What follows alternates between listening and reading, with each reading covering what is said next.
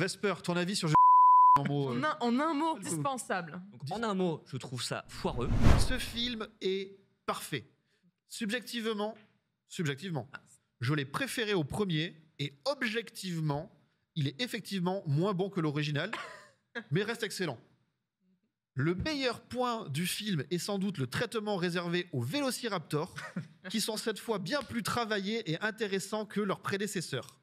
Les personnages sont charismatiques et attachants, en particulier Owen et Claire, et je pourrais continuer comme ça pendant longtemps. Alors c'est Jurassic World 1 ou c'est Jurassic Non, bah, World 3? c'est le 2 maintenant. Bah, le 2. Si, je l'ai préféré au premier. Ah non, c'est le 3. C'est Jurassic World 1. Ah, bah c'est le moins pire des 3, par je rapport pense. à Jurassic Park. Ok. Exactement. Cette personne a raison.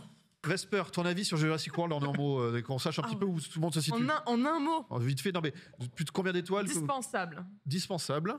Voilà. Ok. C'est pour rester poli, tu m'as dit un mot. Ah non mais après tu peux Je peux étayer. tu peux étayer un petit peu quand même. Écoute, non, bah effectivement, j'ai bien aimé l'idée de voir le parc pour de vrai, mais c'était vraiment un caprice j'ai tellement aimé Jurassic Park que ça m'a fait plaisir de voir le parc installé avec ses boutiques et tout. C'est le seul plaisir que ça m'a apporté.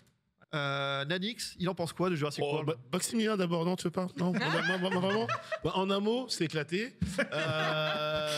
C'est peut-être pour moi le moins pire des 3. Parce que c'est vraiment le 3, bref, on est pas là pour en parler. Je suis d'accord avec Vesper, le côté parc, le côté etc. C'est mignon, c'est sympa. Mais alors, le scénario, Omar Sy, tout ça. Oh là là là là. Franchement, au bout d'une demi-heure, je me demande, mais qu'est-ce que je fous là et qu'est-ce que je regarde? Voilà. Donc c'est vraiment éclaté au sol. Alors, désolé. On s'était rabiboché. Non, désolé. Même question, Vincent justement, Donofrio, le c'est le super. moment où je lâche l'affaire. Alors je suis pas d'accord sur le fait que ce soit le moins pire des 3 parce que je trouve que le 2, qui est mis en scène par un autre réalisateur, bah il y a des vraies fulgurances. Tu sens qu'il y a un mec qui sait tenir une caméra, ce qui n'est pas le cas de Colin Trevorrow qui a fait le 1 et le 3. Donc en un mot, je trouve ça foireux. Et tu vois, quand tu disais en fait, au bout d'une demi-heure, tu te demandes ce que tu fous là. Moi, au bout d'une demi-heure, je me dis, il raconte un truc qui est pas déconnant, qui en plus décrit bien l'état qu'était le monde du blockbuster actuel. Sauf qu'il se prend les pieds dans le tapis avec sa démonstration et c'est en fait au bout d'une demi-heure, en fait, pour moi, le film s'effondre sur lui-même.